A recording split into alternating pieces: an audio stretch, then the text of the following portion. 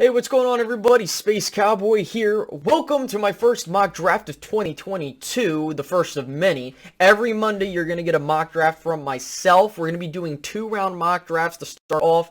Then we'll expand to 3 rounds as we get into free agency. And then once we get towards the actual draft, we'll do a full one. So, before we get into that, we got to do 2 things. The first, if you could, like the video. Doesn't take too long to do, along with subscribing and hitting the notification bell. Doing all 3 would be greatly appreciated, especially if you're going to stick around every Monday to get these mock drafts.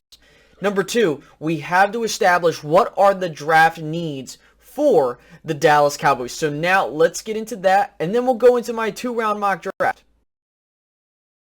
So to start things off, we first need to understand what are the needs that the Dallas Cowboys have going into this draft, and more particularly the offseason. So in the must-address category, these are the positions that we have to take someone in the draft, or we need to go into free agency and take care of that. That is offensive line, specifically your interior at left guard and center, linebacker, wide receiver, safety, and kicker. For offensive line, I think this is pretty self-explanatory. The interior of the offensive line needs work. You could argue that tackle could be thrown into that, but I do believe the Dallas Cowboys have enough young players like Josh Ball and Terrence Steele to make up for that need. They have shown very good promise, and I have a good feeling that the Cowboys have their guys there. Now, at center, you do have Matt Farniok, or Farniak, however you pronounce it, and you could see him as your legitimate starter in 2022. So if that's the case, then you're going to have to figure out what your left guard position's at. What's going to happen with Tyron Smith and La'el Collins. That's a video for another day. But those are some ideas there. For linebacker, I think this is pretty self-explanatory as well. You have a bunch of free agents at linebacker, 4 to be exact. And Micah Parsons is going to be pretty much your only linebacker there. So you're going to need someone to pair up with him so he can continue to be that hybrid type of guy that can attack the quarterback and also play linebacker and move sideline to sideline.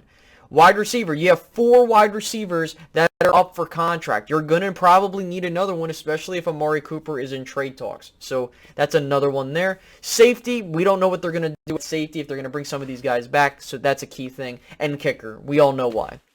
Now, there are secondary needs. These are like positions where you don't really need to get another player at this position, but it's not a thing that we can't ignore.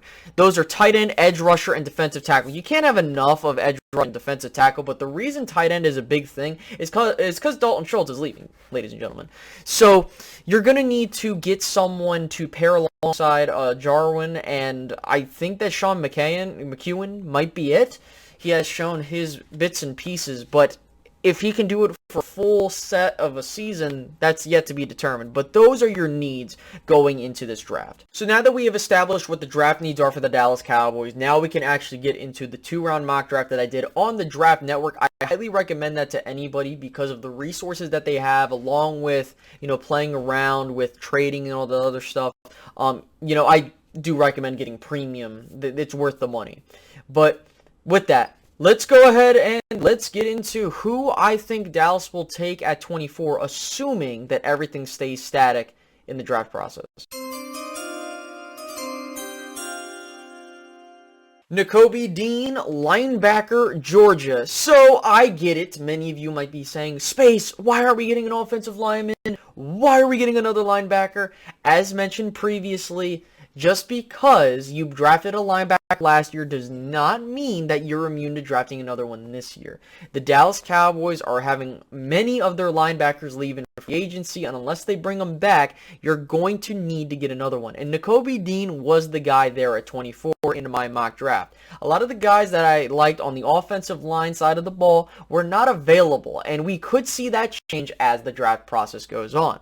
But Dallas is getting a really good player in Nakobe Dean, who is a 3-down linebacker, and, he does have some problems where he can overrun some plays, having issues with sometimes block shedding, but honestly, a lot of good things that I saw from him at Georgia, and I hope that we continue to keep an eye out on him because there's a strong possibility that he ends up rising in the draft ranks because of pro days, the media, me and Joseph Sandberg call it the draft Illuminati.